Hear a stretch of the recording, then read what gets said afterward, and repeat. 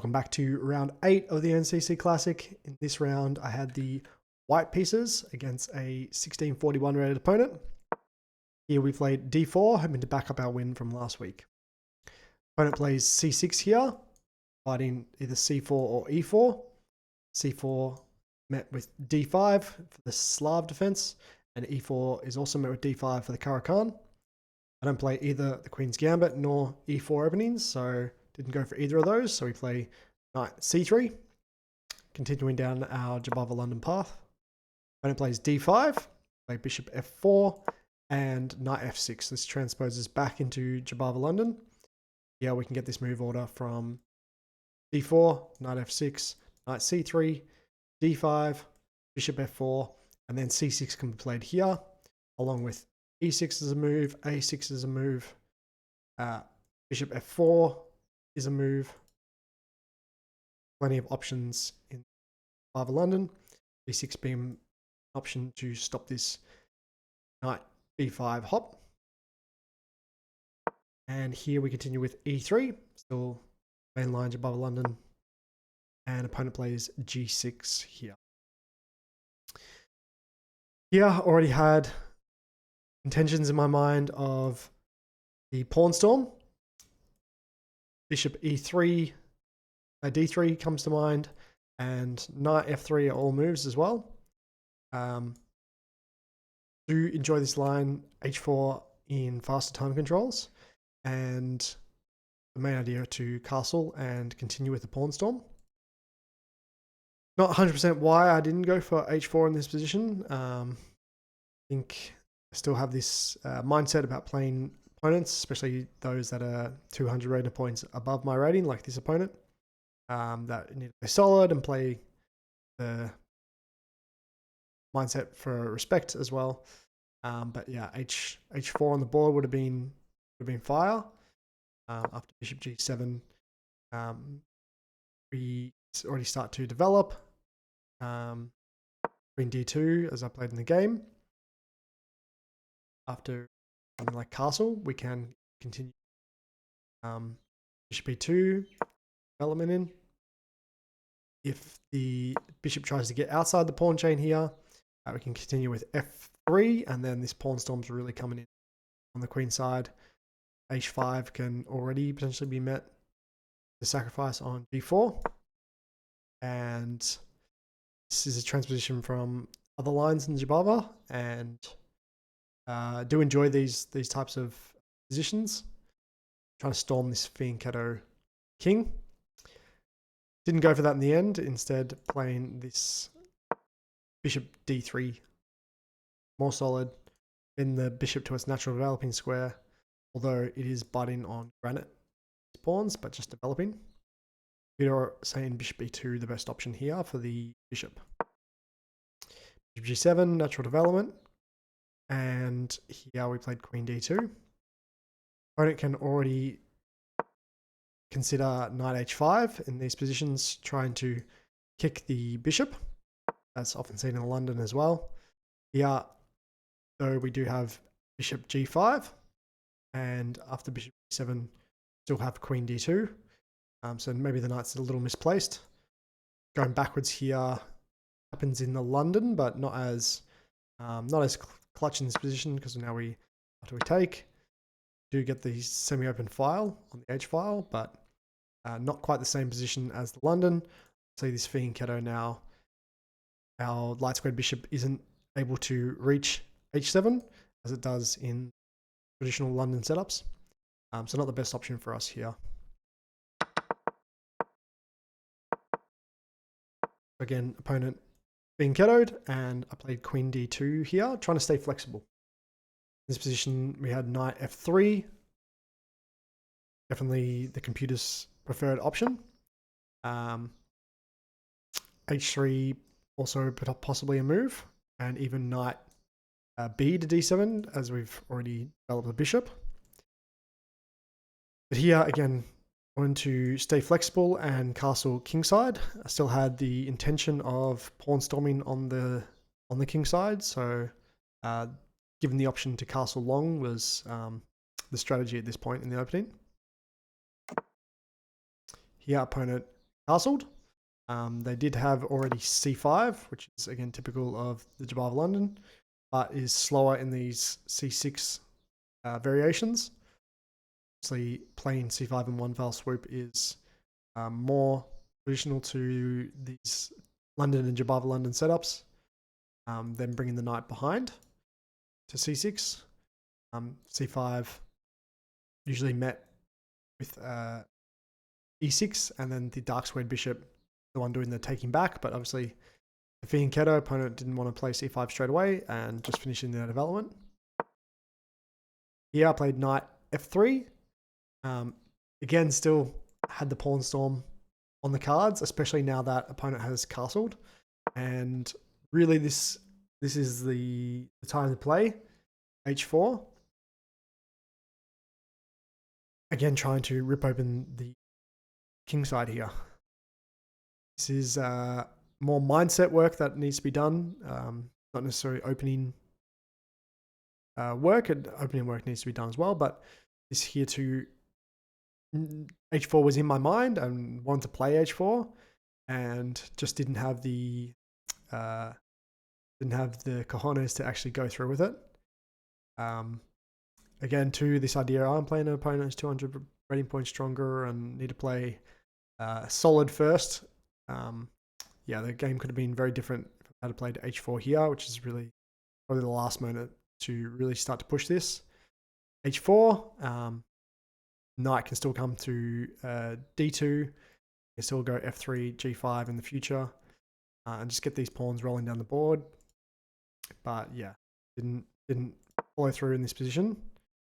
Instead, just developed knight f3, which is a fine move, but not the opening prep that I had in store against this fianchetto setup. So definitely something to work on. Knight bd7, just developing.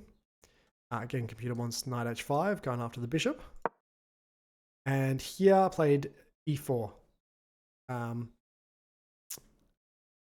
This is perhaps in the spirit of being aggressive of h4, but isn't the right plan in this position. Probably now it's just castling and moving on from the plan of the pawn storm. Perhaps even we could squeeze in h4, maybe not the optimum time. Knight g4 is well timed. Knight g4, not knight h5 are well timed to meet the incoming h5. So here knight g4, the weak pawn. Here we continue with h5, but opponent can strike back with e5 here. Now we're the ones having to do the taking. Would have been, yeah, interesting position. We can take multiple times, but the opponent is also going to be able to take back multiple times. So here, if we had played d takes, e5, and then we have knight d takes e5. Either continue to take the knight first, perhaps. Knight takes, and then now we're not really able to continue to take. If we take again, bishop e5, we can castle long in this position. Opponent has the two bishops. We have the knight and a bishop. Even h takes on g6. F takes on g6 seems logical, going after this weak pawn. But even now, castling, definitely had this type of position in my mind. Not obviously calculated this deep, but I didn't go down this rabbit hole. Unfortunately, it went the wrong way with e4. Now opponent continues with d takes e4. We have to take knight takes e4, and now we liquidate a bit. Knight takes and bishop takes finally on. Bishops are slightly awkward, although our light squared bishop feels like it is more developed than opponents. Opponent is able just to play knight f6, as we're going to see in the game, and then get the bishop out in future. So yeah, relatively equal in this point, although computer says 0.5 advantage for black. And now opponent plays the well-timed c5. So in this moment, c5 striking at the center, as our king is not yet castled. This is well-timed, and really we should probably be bailing out here for castling. Could have potentially reinforced with c3. Perhaps that would have also been perfectly fine. And we were doing well on the clock in this instance as well.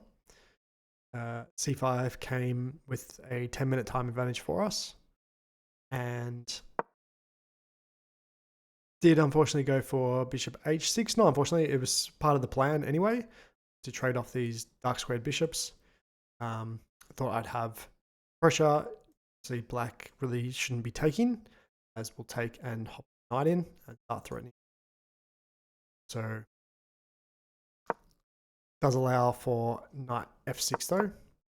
So in this position, computer's just saying castling, allow for the take, and then we can start to bring the rooks, perhaps try and pressure back into the center. Even now, bishop h6 is more timely as our king's safe out of the center, and we can come back to this pawn in the future. Not to be, we started with bishop h6, and now after knight f6, putting pressure onto our light squared bishop. There's no real good home for the light squared bishop.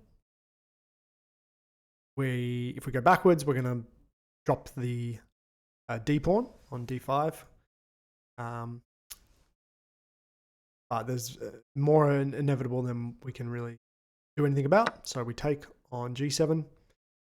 King takes back, and here, obviously, we potentially could take and swap the queens. We're not the strongest of plans though, because opponent's king is nice and safe, but ours will be stranded in the middle, and these rooks will be incoming shortly after the bishop comes. Here, computer had queen e3, a move that I was looking at briefly. Thought to reinforce and try and solidify the bishop. I thought this is going to give away the bishop for the knight. Now, either knight takes or even pawn takes. Either move felt like it was in trouble, and opponent also has the annoying queen a5 check. Taking the bishop isn't the most clinical way. Now we take back. Even after this check, we can block c3. So more clinical, c takes d4 first, knight takes d4, and then here, queen b6 or a5. I was waiting for queen b6, often played in these above London lines with c6 or initial c5, and then I was playing to castle long. Here, though, castling long doesn't work. It's got weaknesses throughout the center here, and these two are overloaded to the queen. So again, knight can take in the center.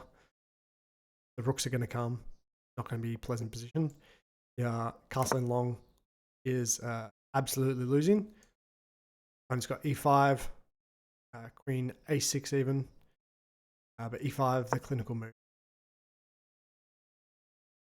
Yeah, knight is pinned.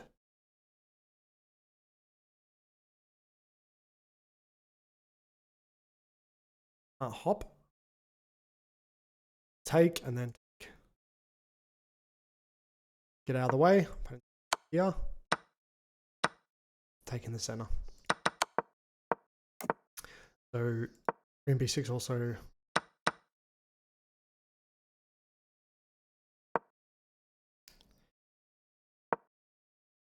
But here we played bishop d3, backing up,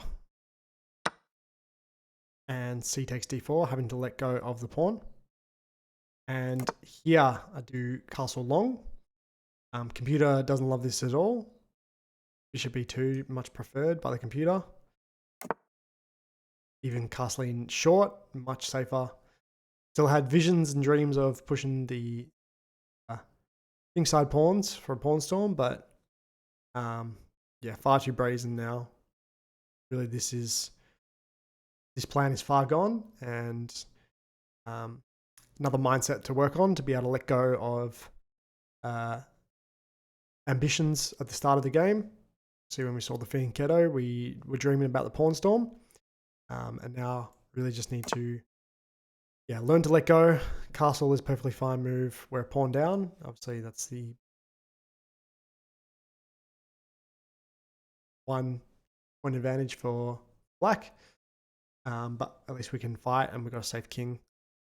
Game will go on from here. Instead, we played long castle. When it centralizes the queen, queen d5, putting pressure many different ways across the board, as well as holding down pawn on d4. Here, queen b4 is inaccurate by the computer. I thought this was a tactical way to defend a2 pawn.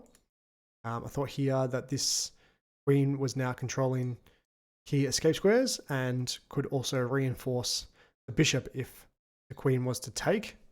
We'd be able to, or I believed, I was calculating that after queen b4, queen takes a2, and then was calculating bishop c4 to try and trap the queen.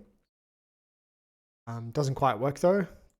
Computer says that opponent can still take, and after we go bishop c4, miss that resource a5, saves this queen in the end. Play queen b5, and now bishop d7. It's clinical, the only move to continue the advantage, and now we're going to have to take, and the opponent's going to take and develop. So I did miss that resource at a5. Saw it later on in the game, but yeah, I thought it's quite tricky to defend, but obviously computer sees straight through it with that resource a5. Opponent doesn't go for that anyway. They play bishop g4, which the computer prefers anyway. Doesn't even want to take. No threat of checkmate, so unfazed by that a2 pawn. Instead, prioritizing the development, pinning the knight to the rook. Here, bishop c4, trying to put some pressure on black. Here, down 2.1, 2.3-ish. But we were fortunately up on the clock. So this was move 16 at this stage. Actually had 20 minutes up on the clock. So trade-offs in this position, I felt at least had some sort of counterplay, although I'm down a pawn. And was feeling good about the clock. So in this 90-minute game, I was up 20 minutes, 53 minutes, an opponent after the next move, a5, had half an hour. But obviously, black is the one with the initiative here. White is defending and doesn't really have immediate counterplay. So trade-offs, more to work on, where to spend time. So we're going to bring this match practice. So yeah, mindset and clock management, definitely things to work on in the future. Here, a5 not as accurate. Queen a5 preferred by the computer. I thought this was quite forcing. Initially calculated the forcing move of bishop takes d5 and then pawn takes d4. After that, though, opponent can take as well, damage our structure, or even perhaps bring the rook to start to put pressure on bishop. The bishop will go back, and then is the one again playing with the initiative. So forcing line, bishop takes d5, pawn takes on b4. We do have this, which also looks good. Rook takes on d4. And now knight can take on d5. Yeah, rook g4, preferred by the computer. Pawn's protected by the knight, although this rook is slightly misplaced. And now opponent does have rook a2 though. We're going to have to get out of the way or defend. Rook a1 is imminent. Rook d1 preferred by the computer. With tempo onto the knight. 6. And yeah, double pawns sort of negate the pawn advantage for black, but they're going to take control of the a file, open a file. The knight is super solid in the center of the board. This rook is misplaced, and 4-on-3 on the king side. So game at 4-on-3 is a potential win for black.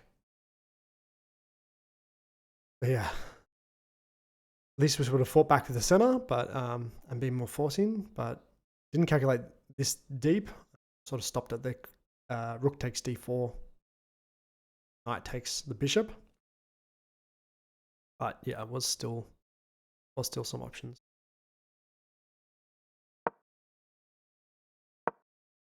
Didn't go for that. Played queen b3. It's much worse in the computer's analysis. Was looking also at queen a4. It's potentially again even worse. Thought that this wasn't met by b5, obviously pawn, but the queen can just continue to put pressure from c5 or even from f5. These moves are going to be winning for black. So queen d3, b3, queen c5, opponent finding all the best moves position. And here we played rook to e1, trying to put pressure on some of the weaker pawns. So the queen defends here, but now this queen doesn't defend on b7. Defends e7, but not b7. Thought this was at least giving me some sort of counterplay. I had control through the center, the rooks.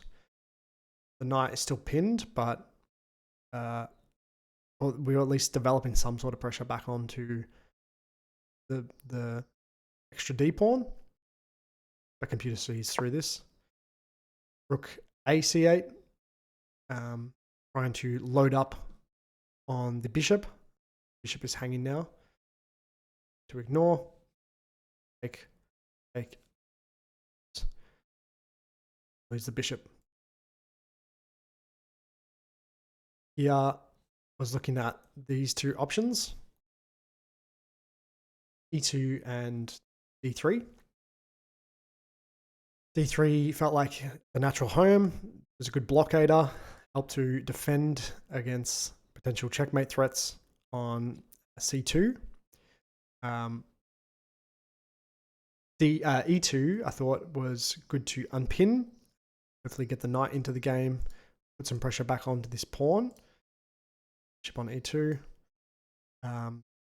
It's tossed up here. Spent quite a bit of time on this move. Move 18. Move 19. I spent about 5 minutes or so on the last two moves. Decided to go with bishop e2. Trying to unpin. But not the way to go. Yeah. Bishop d3. And computer even wants bishop f1 to come back and reinforce this pawn.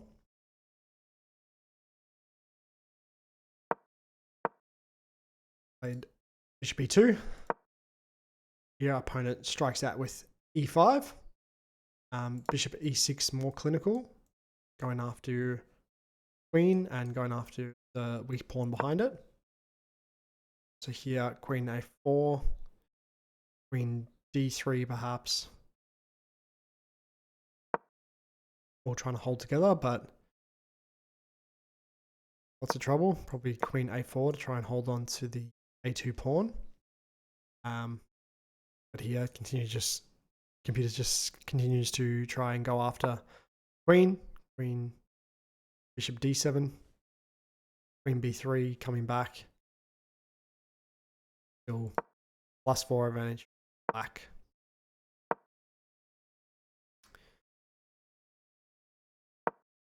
Fine doesn't go for that though. They play e5, solidifying their very strong pawn on d4. Yeah, unfortunate miscalculation. Was getting very excited about the prospect of potential discovered attacks against e5 with the rook coming alive at the end of the line. So yeah, I went right into deep calculation and not quite deep enough. Here I spent another 5 minutes. Got far too excited about knight takes on e5. So here I was calculating knight takes e5. I was calculating